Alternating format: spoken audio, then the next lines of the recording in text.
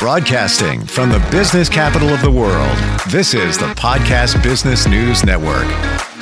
And welcome back, everybody. I'm gratified in knowing that many of us are more conscious about our wellness. We're kind of gravitating to a more holistic approach in feeling better, getting better, staying away from some meds. Part of that is yoga.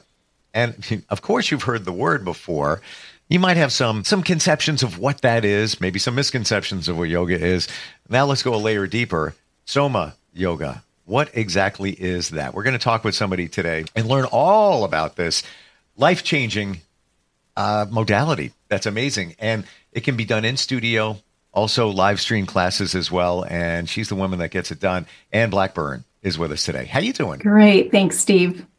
Wonderful to have you here. Tula Yoga and Wellness is your practice, right? It's our yoga studio. My husband, Dan, and I own Tula Yoga and Wellness. And Tula means balance.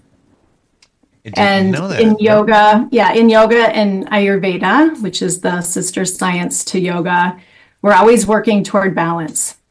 It's amazing how far back this goes in terms of yoga, Ayurveda. Oh my gosh.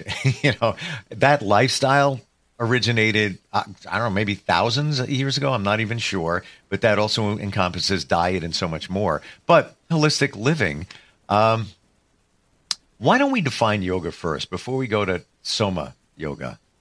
Because I think a lot of people think it's people crouching down, doing certain poses, and if they're not athletic or flexible, they just shy away. I can't do that.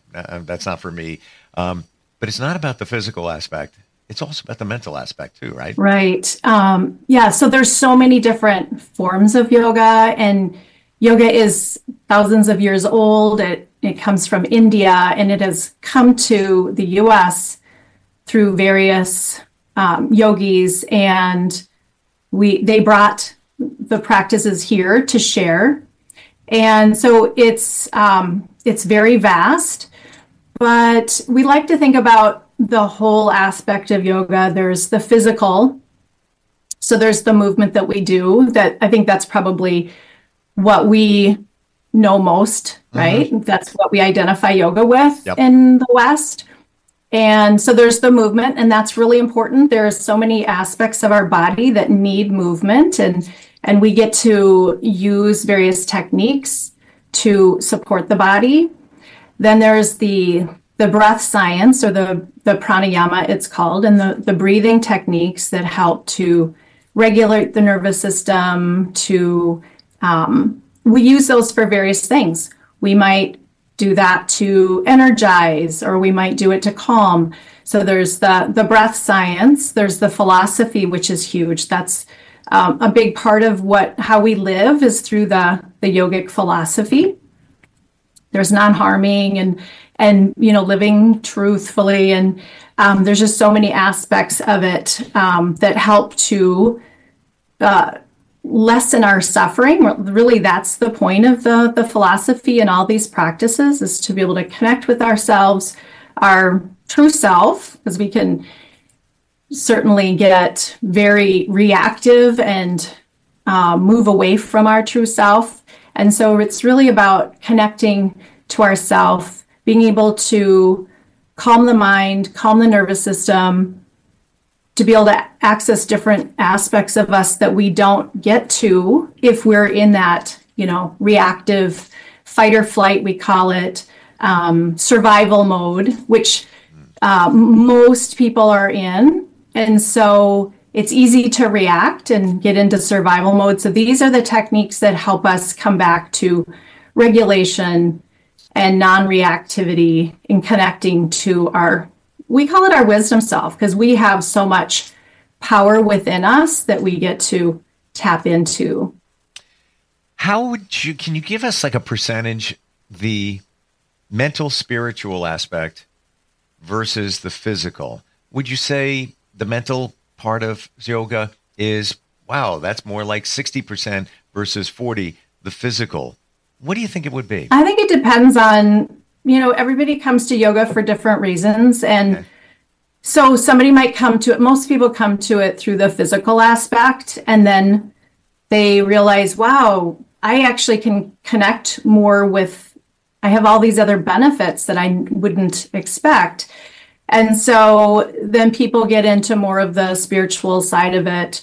But it all works together. And so in the East, it's probably more of the mindfulness spiritual aspect. In the West, we probably have more of the physical. So I like to teach and practice a very balanced approach. Love it. I have a friend who saw him last night. Yoga changed his life. 6 years ago, he went for a routine medical exam. At that moment, they identified a heart issue. They said, you're leaving here and going to the hospital. He had emergency surgery on his heart. They found a defect. And what got him through all the recovery of all of that was yoga. And now he practices it morning and night. And then I have another friend. This is a refrigeration repair man. He goes up on roofs, big burly dude. And he goes, hey, I'm doing yoga now. I'm like, you're doing yoga? Yeah. I stream it and it's great. Can't even picture him doing it, but that's besides the point. It's made a significant difference in his life. And he had some medical things come up too. I think we shy away from it because we're afraid. Where I can't do those poses. I'm not, I don't have the dexterity. I can't hold a pose and do all of that. And it doesn't matter, right? Right. So the way we teach is that it's accessible to everyone. That's really our mission, is accessible to all, both physically. And then we also, financially, we also do some other supplemental support because we really want it accessible to everyone. So the main thing is that you're able to be successful in the practice, and you don't need to be, that's really the point, is to get mobility, stability, and strength. And that's what the SomaYoga, so the SomaYoga is a different approach. It uses all those wonderful yoga techniques and practices, but we also add somatics. So somatics is a way for us to release tension in our bodies. So everybody has tension. Do you have tension? 24/7. Yeah. So what would it be like to be able to release the tension in your body and then be able to then go into whether you're going to sit at your desk or go into cycling or a yoga practice, and then to be able to go in with both more awareness, but also because the somatic movements also give us connection and awareness to the muscles. It's called neuromuscular re-education. So we're releasing tension, awakening the muscles, and then when we go into our movement practice, then we get to have that awareness and more strength. Because if a muscle is tight, it's really not strong, right? So when you flex a muscle, when you engage a muscle, that's the strength of it, right? But if it's already engaged, where's there to go from there, right? So we're releasing. So do you want to have a felt sense of what that's like? Yes. Okay. What do I do? Okay. Do you carry tension in your shoulders? All the time. Okay. So let's take a moment here to, first we could do a little movement. So do some rounding of your spine forward and back. It's kind of getting moving in your body, right? And by doing that, you can also get a sense of, I guess I have some freedom here, or, there's a little tightness there. So that tightness is a tighter muscle, right? And so when we do the somatics, we want to engage the muscle so that we can teach it how to release. So we're going to take the top of the shoulders and then bring them up toward your ears. Okay, that engages the muscles. And now slowly release them. It's like really slow release down. And you might feel some little bumpy movements as you come down. It might get a little jagged. Did you feel that? I just feel tightness. Like it's like, I'm going to do it again. So let's do it again. It might take a while. So it takes a while to unwind those muscles. What's happening is, okay, let's slowly release this. You might notice there's a point where it gets a little bumpy. Right there. Yeah. So then go even slower through that section. Then when you get to the bottom, take a breath, let those soften even more. And then you could do that a few more times. You could also go into the side of your neck. So we're not stretching. Do you ever wake up with a tight neck? Like you slept on it wrong? So we tend to stretch it, right? And then it'll actually tighten up. We have something called a stretch reflex. If your muscle's tight and you go try to stretch it, it's protective and it can tighten up and spasm. If you've ever had that experience of a muscle spasming. So we're going to engage it instead. Do you have one side that's tighter than the other? I would say it's this side. Okay. So you'll take your right ear toward your shoulder slightly and then release back to neutral. So your head comes back to neutral, your shoulder relaxes down, you take a breath. So we always take a breath at the bottom so that the muscles have a chance to reset. What's happening is in the brain, it's registered that this tightness is normal. So then they stay that way until we teach them how to release. So now we're going in and now they're saying, oh, is it really okay to let go? And it takes a few times for them to realize, oh, I can actually let go. Okay, so that's the way the somatic movements are. And Thomas Hanna, who developed this movement approach, he developed, there's 8 main movements and there's several more. But the 8 main movements goes through all of the muscle groups, all the different ways of moving to release. And so we use that as a basis for a lot of the movements that we do prior to our asana or poses, yoga poses, or any other movements. So when I go to the gym, I do some of my somatics or SomaYoga before I go to the gym. And then I have more awareness of when I'm overdoing. Okay, because then the other aspect is adding load a little bit at a time so that our body doesn't batten down and compensate. Because our body's really good at protecting. And if we give it just enough of a load to strengthen the muscle, it can strengthen over time. If you overload yourself, your body battens down. So learning a lot today, I got to tell you. And even what you said before about how your muscles think, oh, that's the way you want me to be. So I'm going to stay that way. I'm supporting you because I think that's the way. But no, it's not. You need to basically wake them up and tell them, right. Redirect them.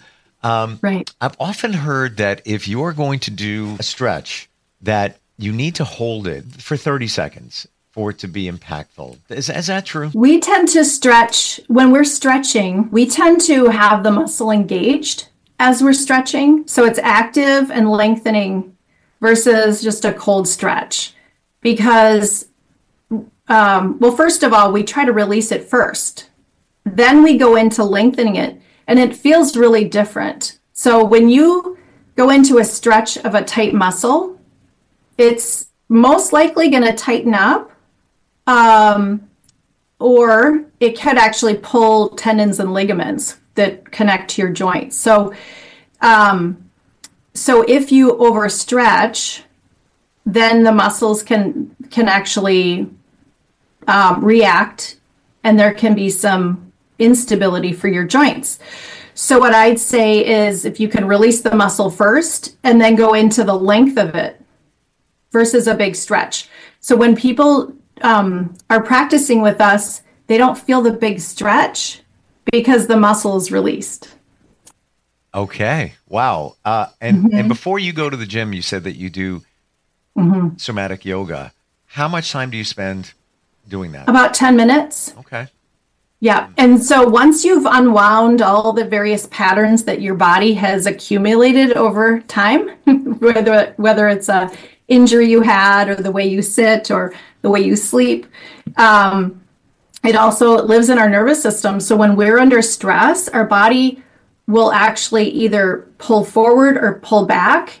And so it depends on how much stress you're under. So we also want to regulate our nervous system, and that's a huge part of where we start. is with the regulation of the nervous system. So all of our systems can work better. Where did this start for you? In helping people, yoga in general? So I was 19 and I found a book. I was going through a tough relationship. I found a book. I started practicing because back then there weren't, that was a long time ago. There weren't yoga studios around. And so I practiced and it made me feel strong physically, but it gave me confidence and that inner strength. And I was able to get out of the relationship. And that's where it started for me. And then I continued practicing through 3 pregnancies, through, really my whole life. And then when I got to, in 2009, I decided to take a teacher training program. And then right away, I started teaching full time. We bought our building, started a yoga studio. And both my husband and I, we're in service. That's what we do. We're both yoga therapists. And this is our life. I couldn't imagine not being in service and making a difference, helping people feel better in their bodies and their minds, because it all works together. Yeah. Would you say that this is what gives you and many others clarity? Oh, yes. Yes. In fact, that's an intention I use pretty much every day. Clarity. And meditation is a really good, the movement, the somatics, the SomaYoga is a moving meditation. So that's really helpful, but also just being in quiet with nothing coming into all the senses and being bombarded, just taking that little bit of couple minutes to feel the breath, quiet the mind. And that clears out a lot of excess noise. And it's really important for both the mind and the body. In my journey, haven't done yoga yet. I need to. I know I need to. I'll send you a link after the session. I'd love that. But I can say, after trying different modalities to really connect with myself and move life forward, being able to connect with your mind is everything, in my opinion. And I won't say that, I'm a deep meditator, but I could be anywhere. I could be in a waiting room at a doctor's office or just waiting for my kid or whatever it might be. And I could just take a second and just think to myself and get in a zone and just have crystal clear thoughts on everything, or just no thoughts. But that's a beautiful thing too. But once you're able to do that, it's a game changer. Do you agree? Oh yeah. And it doesn't take much. The more you do it, the quicker it is to reframe. And even if it's something like doing the same, and this is a mudra that we use in yoga, and mudras are a way because we're an electrical system, our bodies it's a way to create a closed circuit. And this is for grounding. This particular one is for grounding. So even if it's bringing your hands into a certain position, each time you take a moment to pause, you're going to get there quicker. It's like it's creating a neural pathway into the frontal cortex of your brain, where you get to be in that more present, non-reactive mode. And so you get to create more gray matter in that area. The more you do that, the quicker it is to get there. It's like a path, right? The more you go on one path, the stronger, the clearer it'll be. And so even if you pause for a minute, like you said, and the more often you do that, the less time it takes. What we're talking about, is it essentially meditation? Yeah, I mean, there's different, so quieting the mind, there's lots of different ways to meditate. There's walking meditation, there's moving meditation, there's so many different methods of meditation. And I think the most important thing is that you just have something that works for you, like something to focus on, something to, like you said, you're trying to even not think of anything, right? So just something to focus on for a while to take yourself away from that kind of constant bombardment, right? It's simple. It's simple. It's not always easy, but it's a simple thing. And we try to bring in really simple things for people to do little and often. So you don't have to spend, 20 minutes. You can spend 2 minutes here, 2 minutes there, and it makes such a difference. It's funny. If I have to take a train somewhere, a plane or whatever, others say, "Oh, you got to sit in there for a couple hours." I'm like, "Oh, this is great. Oh, yeah, thank you. Wonderful." And of course, I might go on my phone, maybe watch a movie, listen to music, my favorite. But it's also that quiet time. And I spoke with somebody who teaches meditation, has been in the mountains with monks before, and I said to him, "How long does it take you to get into?" Before I could even finish that sentence, he goes, 3 seconds. I'm like, really deep in? Yeah, sometimes 4.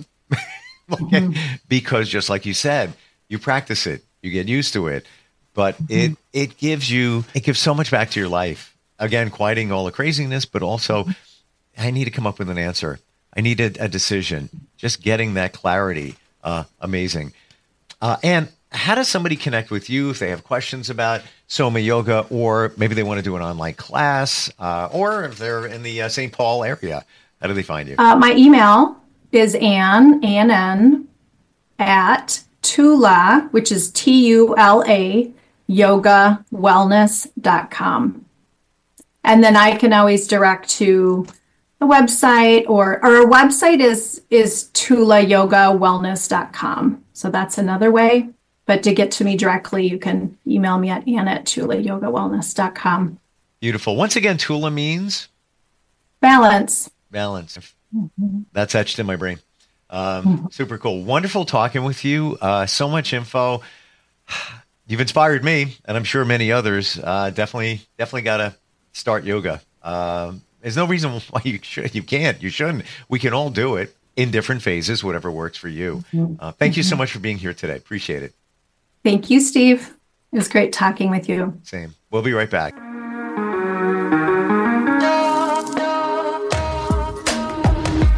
Broadcasting from the business capital of the world, this is the Podcast Business News Network. Adopt US Kids presents Multiple Choice Parenting. Your daughter just had her first breakup. Do you A, put yourself in her shoes? How could he do this to you? And for Sheila, she has split ends. B, console her. Oh, sweetie, this is going to happen a lot. 4, maybe 5 more times before you get married. C, take charge. Got to get this all straightened out. Give a little talking to, man to man, mano a mano. Hey, Steve! It's now a good time? No? Okay, no problem. Bye. Or D, help her find a new boyfriend. I know a great place to meet boys. The internet. Nice, single boys. Never mind. How about some ice cream? As a parent, there are no perfect answers. But you don't have to be perfect to be a perfect parent. Thousands of teens in foster care will love you just the same. For more information on how you can adopt, visit adoptuskids.org. A public service announcement from the U.S. Department of Health and Human Services, Adopt U.S. Kids, and the Ad Council.